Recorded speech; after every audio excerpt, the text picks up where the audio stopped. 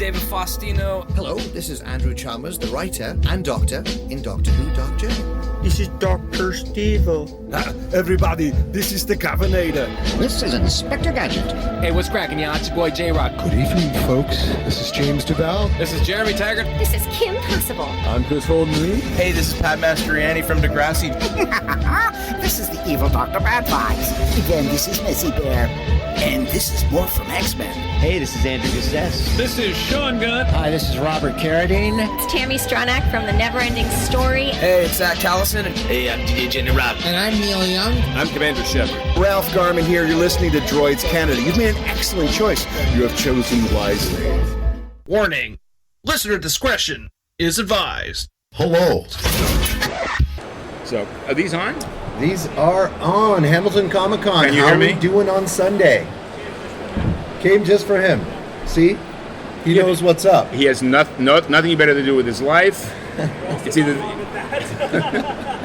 you know. No, I mean, I'm not a guy who attracts a crowd of enthusiasts who give a fuck about Batman's dick. You know, it's just not. I'm not that guy. You know, and I did a panel a couple of months ago at a show where I had 2 people show up. Here's 3, so it's a crowd. You have a million. And instead of doing the panel, I brought them back to my table.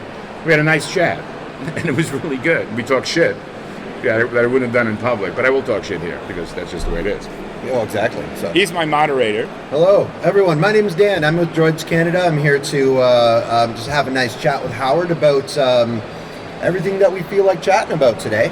And if any of you have any questions, like, come on up if you want to come a little bit further to hear a little bit better. And if you do have any questions whatsoever, it's about you guys as well. So, you know, just shoot it up, and you guys are what it's all about. And Howard, of course, also. So so I did a lot of research looking at old interviews and everything that you've done.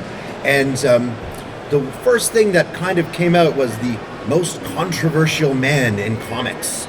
And I'm like, that's kind of like when I heard that and then heard the interviews with you, I'm like, I don't know if I would say the most controversial man. To me, this is a gentleman who he knows what he likes, he sees what he sees, and he says what he says.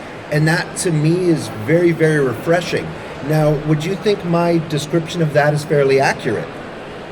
It starts really with the use of the word controversial. Controversial, along with its illegitimate stepbrother, problematic, are words that are identified as irrevocable and descriptive as irrevocable, rather than as something completely plastic and at the mercy of cultural adjustment.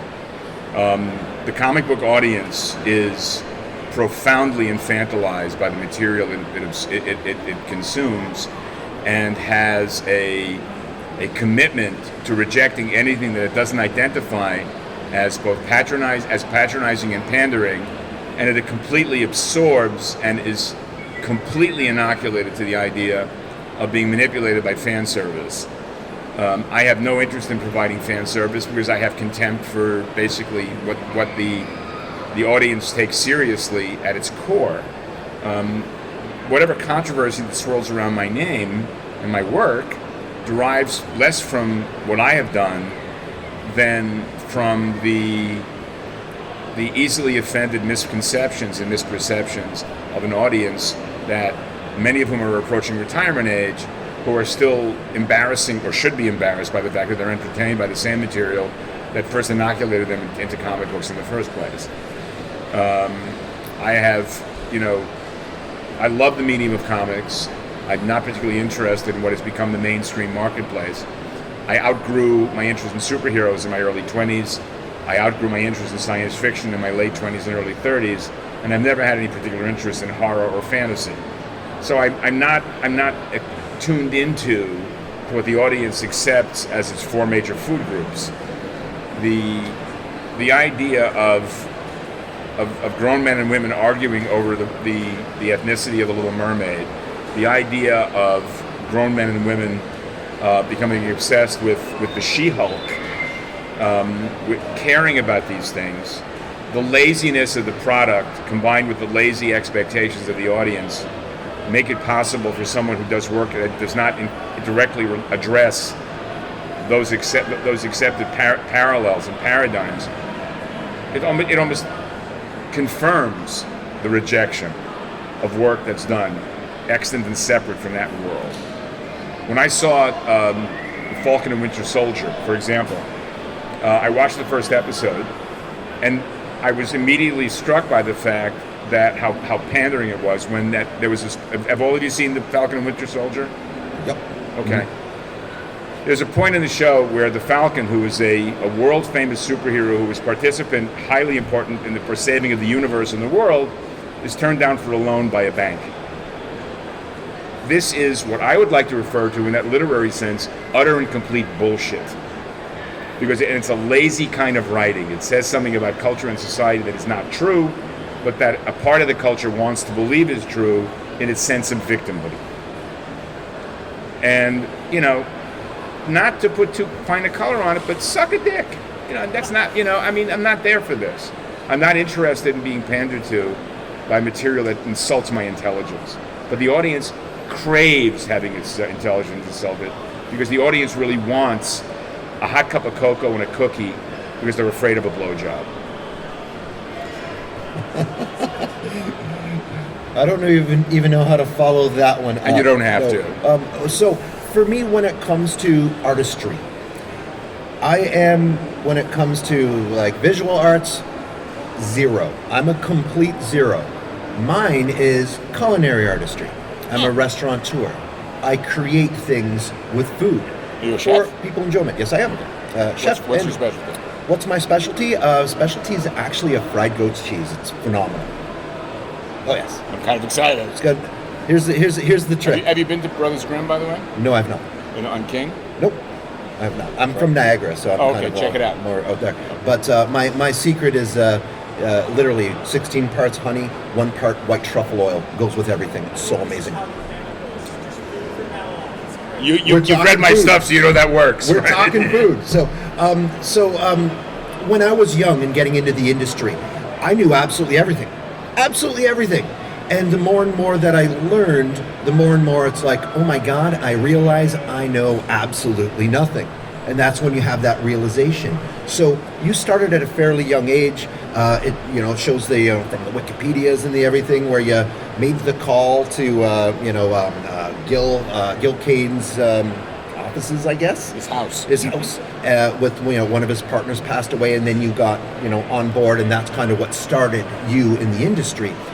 At what point did it take for you to realize, you know what? No, I don't know everything. Now this is the direction I want to go, and this is where I know this is what we got to do. I spent the first decade of my life doing work that made no sense whatsoever. I had no idea what I was doing. I was improvising. I was dancing on ice, there was a quality of desperation about it, because I recognized the fact very early on that I was unmotivated by a true work ethic. I had no real talent that I could identify as innate, and no real skill sets either. And there's a synergy and a synchronicity to having my first job being an assistant to Gil Kane. Anecdotally, his assistant, a guy named Tim Battersby, who could have been a big deal, died of an undiagnosed heart ailment at the age of 21 in his sleep. I called Gil, because in those days you could find anybody's phone number, like today. And I asked him if he needed somebody. I went to work for him. And I had no talent. I mean, I showed him my work. I described it as mediocre. He said, "No, my boy, it's utter shit. It's worthless." And he was right.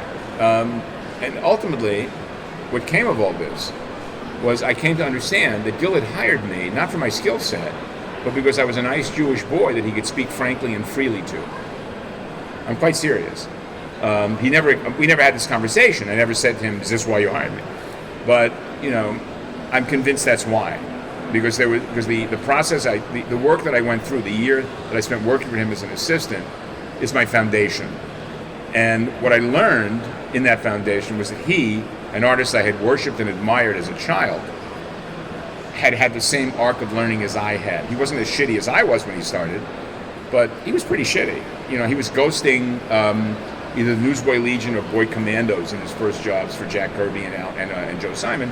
They were doing the splash pages. They were inking his pages, but his pencils, they were just awful. And Gil was a guy who was an innate and earnest version of the constant reinvention of the American polity. And he was ungainly and tall, incredibly shrewd, and incredibly complex, conflicted, dishonest. He was a goneth, he was a thief, but he was also a comer. He was a gamer. He really wanted it. And in the late 1940s, he got a nose job. And he never stopped taking shit for this nose job, because he was surrounded by self-loathing guys just like him who felt that they deserved the station of shit they bought themselves into, that they deserved to be exploited by the comic book publishers as they were. And Gil's reaction to this was to become a thief. He stole shit. He really did. But he also went from being this ungainly 6'4" guy to be an incredibly good-looking man on the make. He fucked a lot, you know. And but when I went to work for him, he was between marriages, and my job was basically fielding calls from the women that he was fucking. And one of the things that came clear was that he had this belief that my generation was just like fucking like rabbits. And we just like, hey, let's have sex, okay? And I explained to him that isn't the way it worked at all. And it was my first inkling of something that he and I talked about forever, which was that media, we all know that when media identifies any generation we are members of and talks about it, they are completely full of shit. Their identifications are bullet points of nonsense. And we reject that description of us as a generation. And yet, by the same token, we take completely at its word what that self-same media says, but every other generation. You know, and I grew up thinking my parents had sex 3 times, once for me and to my 2 brothers, you know, that kind of thing. And I found out they weren't really my brothers, and it was even more exciting than that. But Gil believed that we were just, you know, rabbit fucking. And I said, no, it's just a different kind of courting, you know. So it became complex. What I learned from him was that I could learn how to do this. And it took me 13 years to learn how to do this. And it meant going away from comic books for a couple of years, after being shredded by the editor-in-chief at Marvel Comics, to do something else, to develop a sense of respect for technique. And while I was away, I developed an actual textual voice. Now, you know, you talk about having no visual sensibility. The sign over my table describes me as an artist. I'm not an artist, I'm a cartoonist. A cartoonist is someone who writes and draws his own stuff. I'm not the best writer, I'm not the best artist, but those 2 things together, the synergy created by the relationship of text and image, is what makes my work valid. It gives it value. That and the fact that unlike 98% of my colleagues, I'm not doing the same fucking thing every fucking month. It is a one-trick pony business. I got schooled by a one-trick pony of limited value last week, and I came that close to being the cunt that people think I am.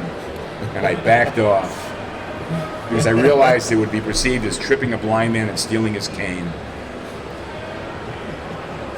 I told you I'd make you laugh. Yeah, you did. You did say that. So you have worked for all of the major publications, all right? And you know, you're carving your niche. You're learning your craft of what you're doing. Do you look back at any of the different moments or different points where you said, you know what, maybe I could have done this differently? Or is everything that you did the way that you did it molds you to what you are today?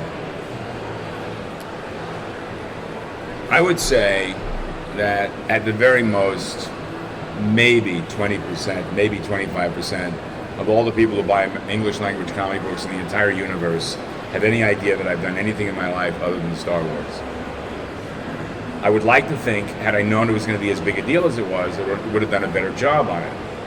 But I didn't, and I'm not sure I did have that skill set. The work is identified because it is the first established text of a secular religion.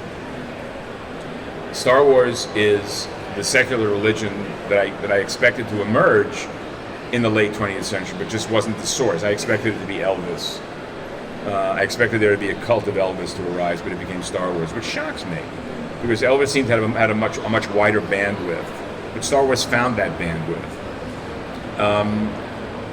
And I am constantly astonished and dismayed by grown men and women who can look past the shittiness of the work that I did there and see the gold that exists under this chazarai that I made.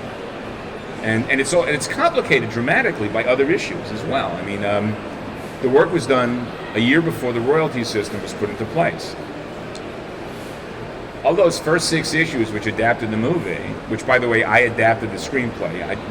Roy never had any idea what the books were going to look like until he got the pages in pencil, because I did the breakdown of the script. One of the reasons why, despite the fact that I had no skills and I had no idea what I was doing, writers like to work with me, was that I did half their work. That's why I became a writer, because fuck those guys.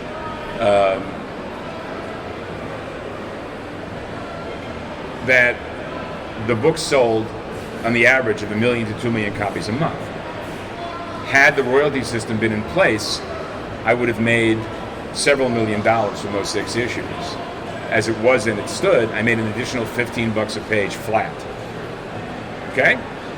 I had some cunt at some convention when I was telling this story tell me, "You sound just like Harrison Ford complaining." I said, "Yeah, but Harrison Ford became a millionaire, a multi-millionaire. I became at $15 a page here.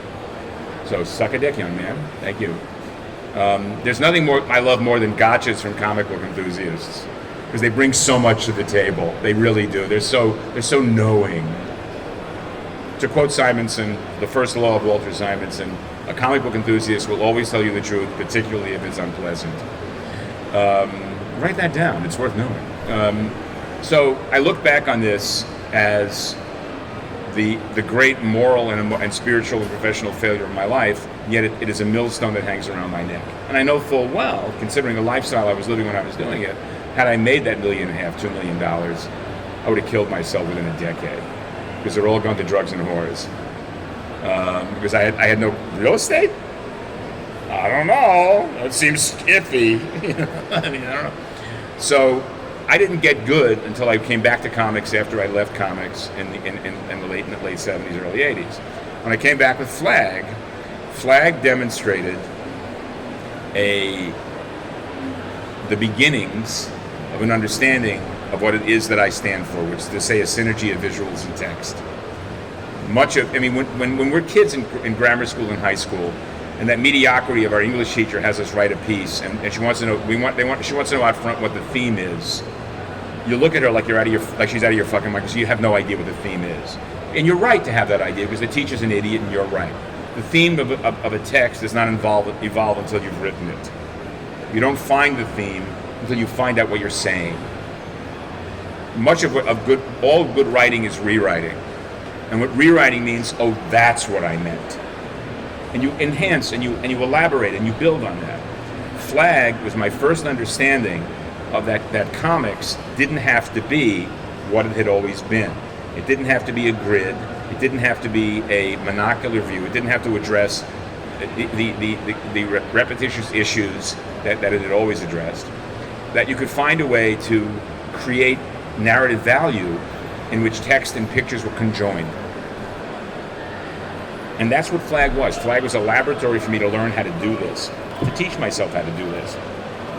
One of the most gratifying aspects of this in every way is that I lost touch with Gil Kane, because we're 25 years of age apart, and I was getting high with my friends, and he was getting fucked up with his pals in Westport. But he called me up, and he calls me up after seeing Flagg 1. He says, "Holy fuck, my boy, you've done it. You've done a book with a genuine point of view. I am so proud of you." And I was like, oh. Because basically, I grew up without a father, and Gil was my primary male influence. He taught me how to tie a necktie. Taught me how to buy clothes. Okay, But he was fucked up, And the great thing, of course, is that Gil is among the 5 men on whose shoulders I stand. Gil Kane, Wallace Wood, Ray Morrow, Neil Adams, and Joe Orlando, who taught me how to navigate DC Comics, because Carmine hated me because I was Gil's boy. Gil and Carmine hated each other since they were 14. And the great unifying factor of those 5 men is none of them could write worth a fucking shit. They were terrible writers, just awful. I mean, holy shit. I mean, Gil was a pretty good essayist, but he couldn't write comics worth a damn. And Neil? Oh my fucking God. I mean, when Batman Odyssey came out, it was the first read over the phone by other comic book talent to people at night since an unnamed writer of the 1970s and 80s who comedy gold. I mean, Walter would call me up at 2 o'clock in the morning and says, "You got to hear this shit." And Walter was a great stentorian reader. He's like, You call Walter on the phone, you get a voicemail, and it's him quoting from the Lord of the Rings. And then Endor ate shit. You know, it's like, it's fantastic, you know. How's that? Great. That's great. Now, seeing the changes, like as you know, for a long time, you've seen the changes that have happened in the comic book industry. From technology changes to, as you say, and what you know, a lot of people also do say, is the cookie cutter image of everything that's being repeated and repeated over and over again, just for that cash payday. If you had that magic button that you could push to completely change the comic industry to your vision of it, what would that be? When I was a kid, I wanted a time machine to go back in time to buy 100 copies of Superman #1. I knew I had matured when I wanted that time machine to go back to 1939 to see Count Basie make his debut at the famous door on 52nd Street. Today, I would go back and I would shoot the motherfuckers who imposed the Comics Code Authority on it. Because the Comics Code Authority has totally and completely infantilized the business to so profound a degree that there is no button that can be pushed. Even though the code no longer exists, and even though we have a franchise which identifies itself as edgy and adult, the material, any ambition still has to be filtered through the scrim of an acceptable series of genre fictions. You know, Game of Thrones is this massive fantasy thing. I watch most of it, you know, but I recognize the fact that, you know, except for the Booga Booga and the Dragons, it's basically Bernard Cornwell's Last Kingdom. You know, it's the War of the Roses with monsters.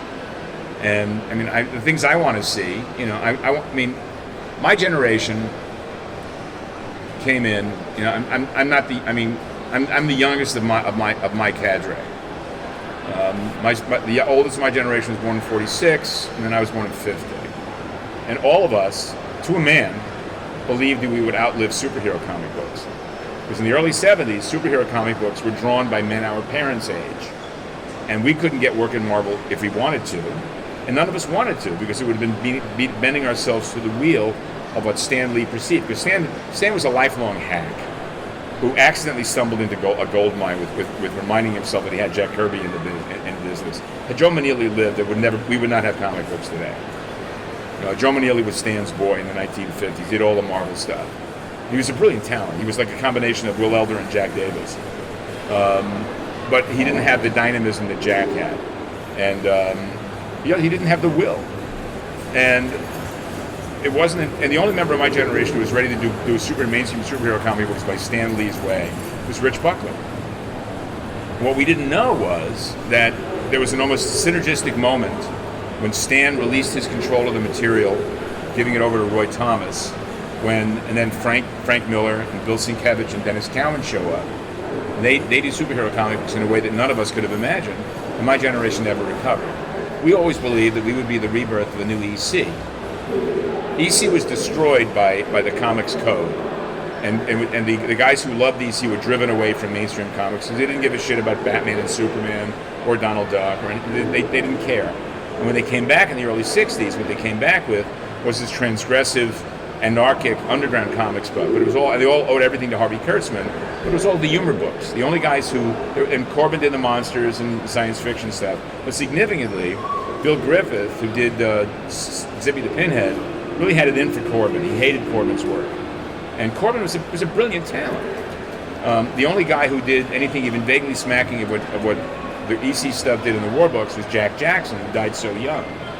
And I saw, I mean, at the time I loved science fiction. Oh, spaceships and shit like this. And I got weaned away from that by Archie Goodwin, of all people, who said, don't read that, read this.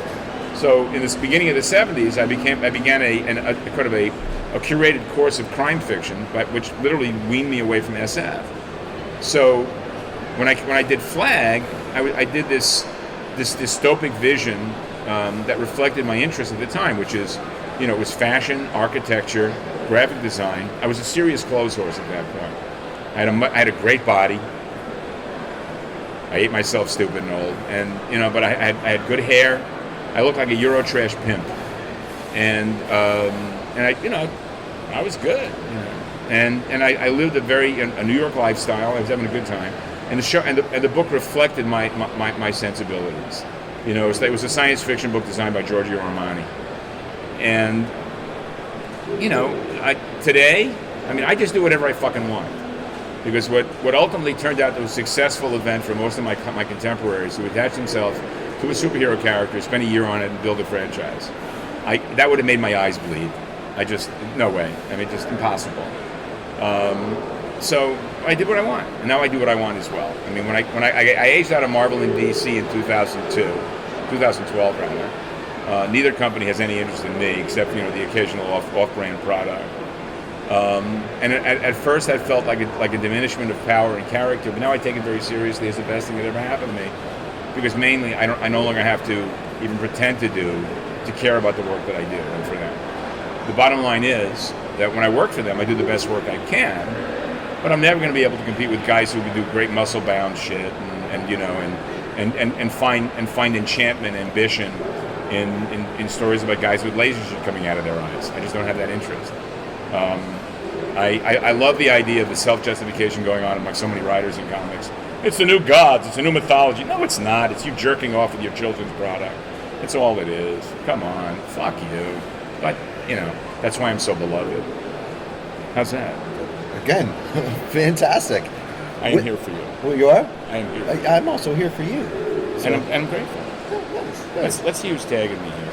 What's that? I'm getting bumps here. You getting binged? No, please. Oh, no problem. So Carlos Pacheco. Carlos Pacheco, one of my favorite people in the fucking world. You know Carlos? Carlos? Aerosmith with Kurt Busiek. Did the X-Men. Carlos is just he's out of Seville in Spain. He's one of the best guys ever. Fucking A. All right, I'll get back to him in a minute. So, with the current state of what you see on television, what you see on film, there seems to be a lot of rehashing things from the past to try to pull a little bit more money, maybe create some new fans with that. But a lot of it is repeats of the same things over and over. When something truly original comes out, everyone turns and goes, wow, what's this? Something that I haven't seen before. With the amount of original work that you have you ever been approached to do any type of television, use your stories, transferring it to film? I worked in television for 15 years. I moved to California the day before I turned 35 because over the preceding 6 months, I'd come to understand two serious realities. One, I could no longer accommodate the weather of an East Coast winter. It was killing me. It really was. Combined with the way East Coast summer was becoming. And then two, I realized that despite the fact that I had some critical success with Flagg and a success to esteem in Times Square, I had no franchise. I had no commercial footprint whatsoever. As I told someone earlier, I sold one copy of Flagg for every 20 or 50 or whatever a Dark Knight. And if Flagg had had a mask, it might have done better. So I made the conscious decision to move to California to use the franchise that I had developed creatively and critically to see about getting an agent, to see about getting film work. I moved to California and worked in film, wrote a half a dozen movies, none of which were produced, but they were great scholarships. I then started working in television, and I spent 15 years working in TV as a producer, never on a show I'd watch, because my CV demonstrated to the people who were hiring, this is what I do, whatever. I did, my specs were all 10 o'clocks, and I ended up on syndicated junk. I had one meeting with that might have turned out to turn my career in a different direction, but I let my arrogance and hubris affect me and make a decision that I will regret for the rest of my life. That said, I wake up every morning and I check Deadline Hollywood to see whether somebody's finally figured out a way to do a ripoff of Hey Kids Comics. And I expect it to happen on a daily basis. But no, I mean, I've sold options on Power and Glory. Black Kiss was optioned. We just renewed the option on Bike Club. And American Flagg has been optioned a number of times. But the material is so niche based. It has no mass market appeal. It doesn't really reflect the kind of the silly season nature of what the audience wants from adapted material. I mean, I watched all of WandaVision only because I watched the first 2 episodes. What is this shit, man? And I watched the rest of it because my editor is a sports person. He's an executive. He's a player in the sports world, which I know nothing about. Just watch it, because when it's done, I'll tell you a joke that you'll really love. That's like an 8-hour build-up for a punchline. But the guy, you have to know, the guy cracks me up. The guy knows every button to push. There are two guys in my life who can fuck me up. He's one of them. Okay. I watch the show. He tells me the joke. I don't remember the ending of the show. I don't remember the joke. But people's minds were blown by this shit. They were just absolutely, they were flabbergasted by what is utter and complete obvious junk. The problem remains for me that, I don't have any idea how to sell a commercial idea to an audience that is so easily satisfied by work I hold in contempt. See, I saw this photograph of an actress named Millie Alcock. Okay, it was an Australian New Zealand actress who I first saw on a show called The Reckoning, which took place in the United States but was shot in Australia. And she played, and then she was on a series with a guy named Tim Minchin. Tim Minchin is a renowned Australian humorist who wrote a musical version of Matilda, which is coming out in a movie version, which I know is going to suck because it's not going to translate. The stage play is astonishing. And he did the musical version of Groundhog Day, which never found commercial traction, which I really wanted to see. And it's a tragic comedy, and she is astonishing. And I had and she plays the child version of one of the characters on this Game of Dragons or whatever it is, shit, And apparently she's already off the show because now she's a grown-up, and she's far more interesting an actress. But I don't resent anybody going after fuck you money. Mark Ruffalo is welcome to play the Hulk. Do whatever you can. Get all the money you can from this shit. Yeah, exactly. Do what you do to be able to pay the bills, to be able to have a comfortable life. And then from there, once you're set, that's when you can become creative. Like I said, in my industry, every now and then you got to scoop some potato salad. Look, Alan Cumming has been trying to get a 5-season American sitcom since he was born. I want to see that show. So I see with the whole Marvel Cinematic Universe and a lot of different things, people want the payoff. And what it seems to be doing is dragging it on as long as the money keeps on coming in and not giving you that payoff. Oh, what's going to come next? I have to see. Oh, now what's going to come next after this? Now it's been about 15 years that we're still waiting to see the final payoff. And the suckers are still betting, so they're right. And when it turns into something on the lines of Game of Thrones, which I was a very big fan of, it was an entertaining show for me. And then when it comes to the end and we're about to get that payoff, everyone's like, that sucks. Because they kind of, veered from what the successes were and different visions and whatnot.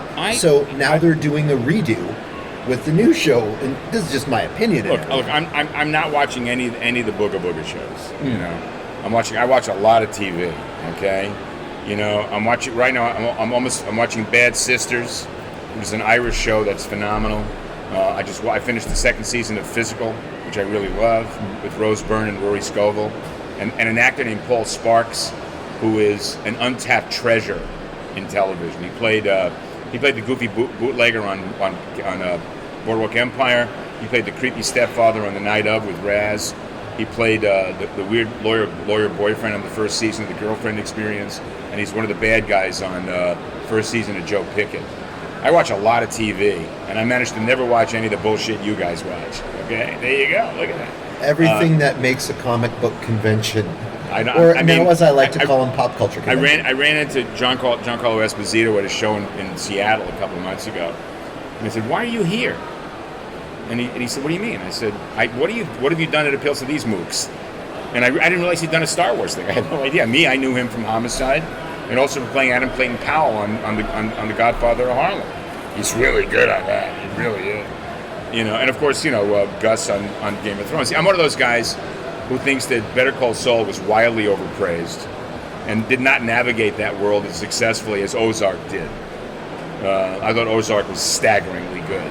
Okay, right now I'm curious about a couple of British shows. I love Line of Duty, 6 seasons. That was just astonishing.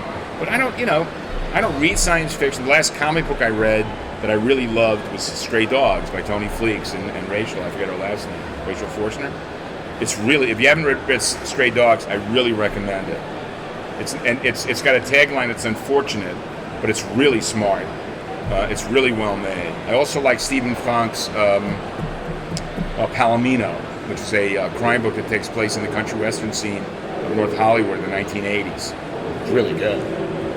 So, that's the kind of stuff.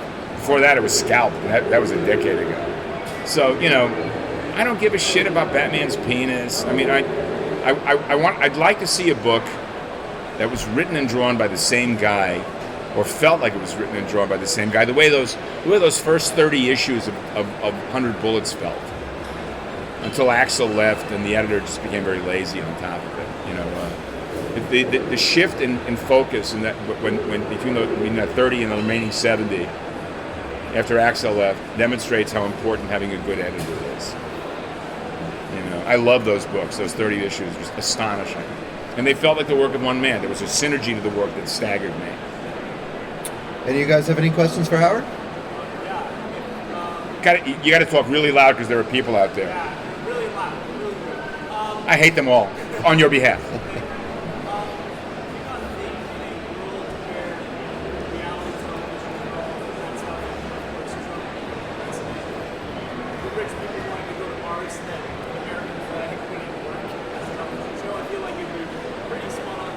No, I think basically it would affect people as ho-hum. In the same way,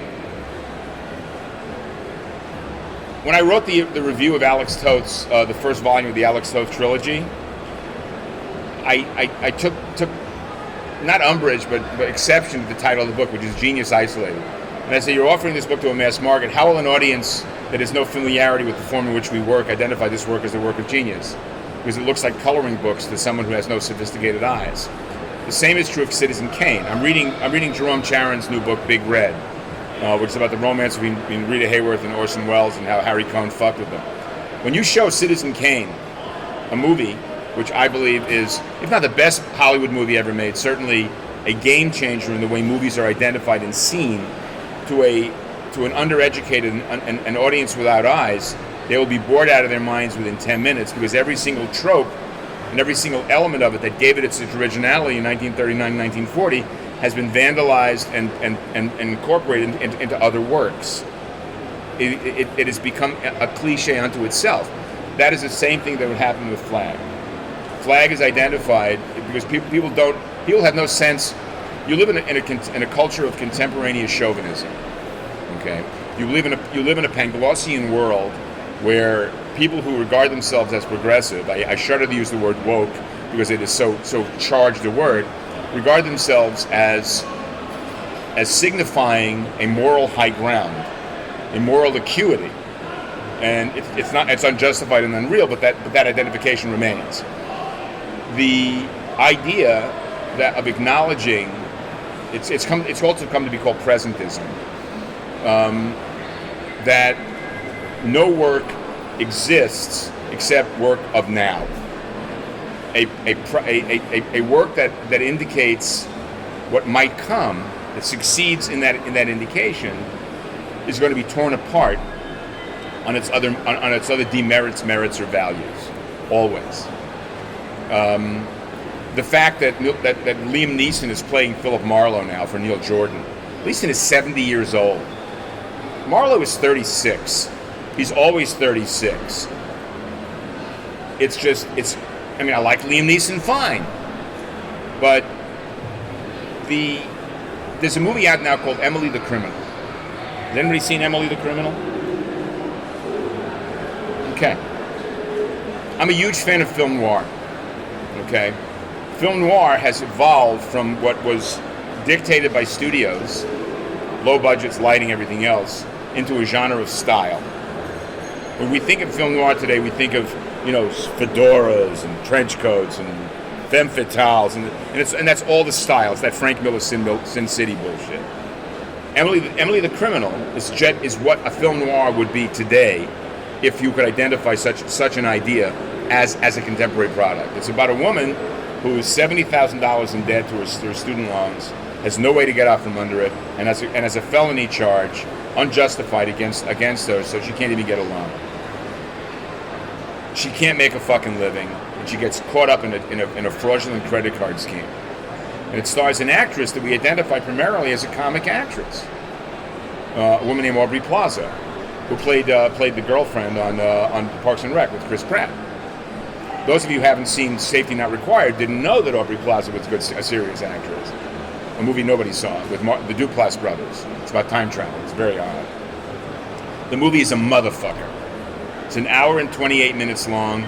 There isn't a wasted moment on the screen, and nobody's seeing this fucking movie. Okay? The fact that none of you even heard of it. It is shockingly good. She is amazing. Theo Rossi, who was the bald-headed stooge on Sons of Anarchy, plays he's a Puerto Rican, an Italian Puerto Rican from New York, who's playing an Iranian in this picture. More cultural appropriation to be damned. So, you can't sell an idea that we are dealing with a culture in which an audience does not entertain an idea that neither reflects its own perspective or that it hasn't already had. It's why so much material is so shitty, in that aspiration has become a justifiable reason for a product's existence. There's a comic book artist of enormous success and renown who everybody hates, except for his fans. And the reason is he draws the way they would draw if they could. And that is a huge part. It's a transference of the way rock and roll became successful. Rock and roll is a corporate marketplace that addresses its audience as, this is what you could be doing if you only worked harder, or if you looked more like it. I mean, how unusual it is that we live in a culture in which all popular singers are so good looking. When did that happen? It happened when it became a visual culture with no other aesthetic standards. There's even a song by Fats Waller called "The Ladies Who Sing with the Band." You could be Dinah, you can be Lina or Helen or Dinah, the ladies that sing with the band. I mean, they're hot, but thank you, auto-tune. And comics are the same. Okay. I think some of that started with Milli Vanilli. There's a meme going around with Milli Vanilli staring blankly at TikTok. Yeah, I've seen that. That was hilarious. Somebody else. Another question.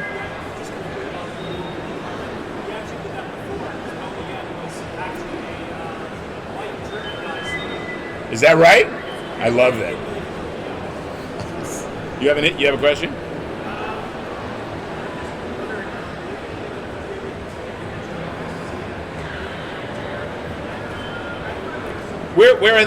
We are trying to get things going. We're sort of stymied by technology at this point. Yes, it exists.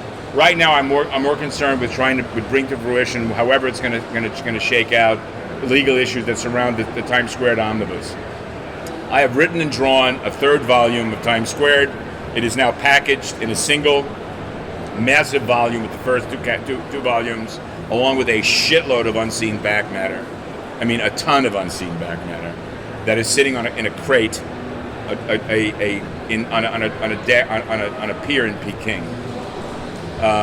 We are having legal issues which are outside of my control, and they are causing enormous puzzlement and stress in the house of Chaykin.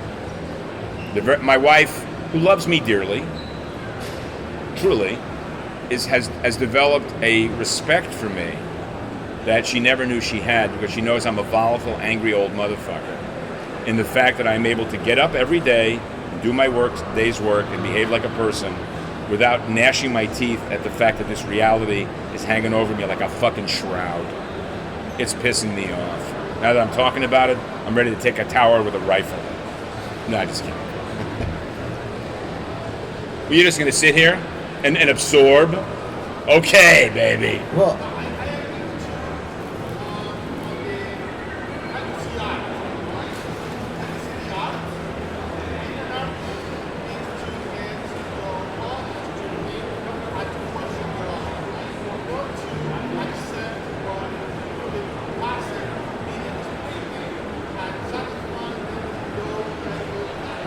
Right. Look, the audience does not want to be challenged. It wants to be agreed with.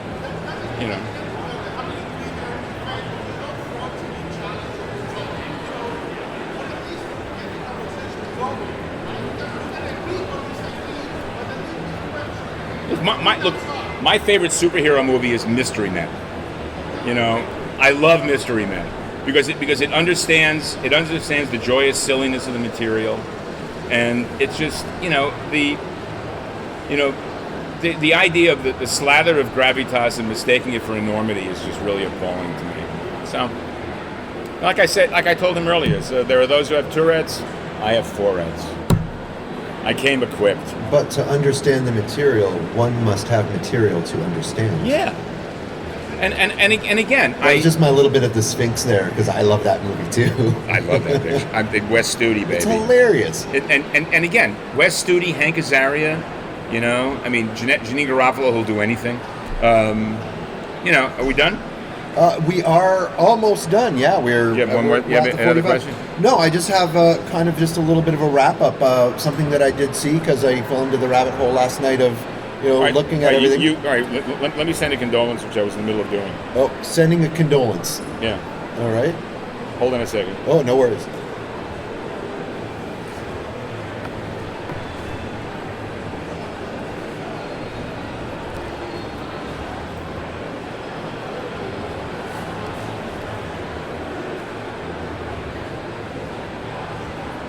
It is sent. It is sent.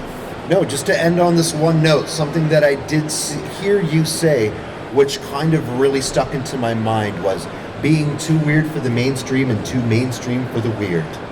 That just kind of sums it up, and just like, that was my moment where I'm like, you know what, I want to hang out with this guy. Well, I mean, it's true, because the Art Spiegelman crowd regards me as the superhero guy, and the mainstream audience regards me as a guy who makes fun of everything they like. And they're both right, in a peculiar sort of way. But,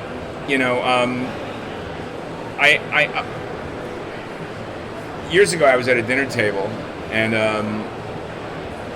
Gil Kane basically dressed down Harvey Peacock for his smug dismissal of mainstream comics, when he said basically, the only reason you're here is because of me. And,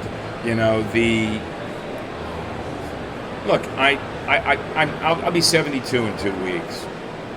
And, he doesn't look 72. He looks 72. This is what 72 looks like now. Remember, Bernadette Peters is going to be 75, and she can still fuck up your life. So, just be careful. And I intend to keep working because, frankly, what's the fun? I don't play golf. I don't play tennis.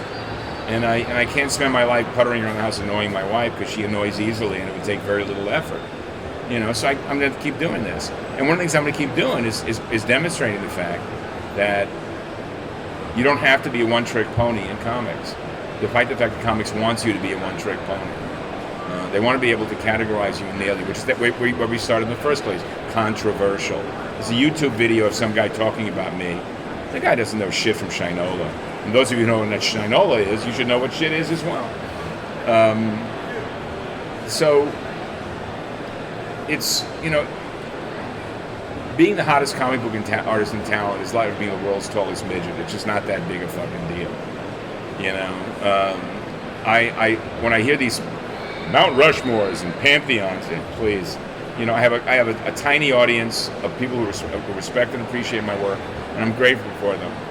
But I also recognize the fact that even if I'd wanted to, I could never really have developed a commercial following, simply because and again, I flatter myself, I'm too curious and I'm too interested in weird shit to really give a fuck about, Batman's cape, Superman's costume, or Spider-Man's new black suit. It just doesn't interest me. As I said, that's one of the reasons why people were so affronted by Divided States of Hysteria. They read the first issue because they're used to changing comics as being non-existent. I do short pieces so I can do characters who evolve and change. And they read the first issue and they saw Chrissy's introduction, and they didn't understand the fact that I write characters that transform, that become different people, and because that's how life is. But most of these people don't really have lives outer or inner, and I recommend it. Thanks. Awesome. Thanks a lot for your time, eh? Fucking bullshit! Fucking bullshit! Fucking bullshit! Fucking bullshit! Fucking bullshit! Fucking son of a bitch! Bullshit, don't go again. To be the man, you gotta beat the man, and I'm saying, woo, right here. I'm the man.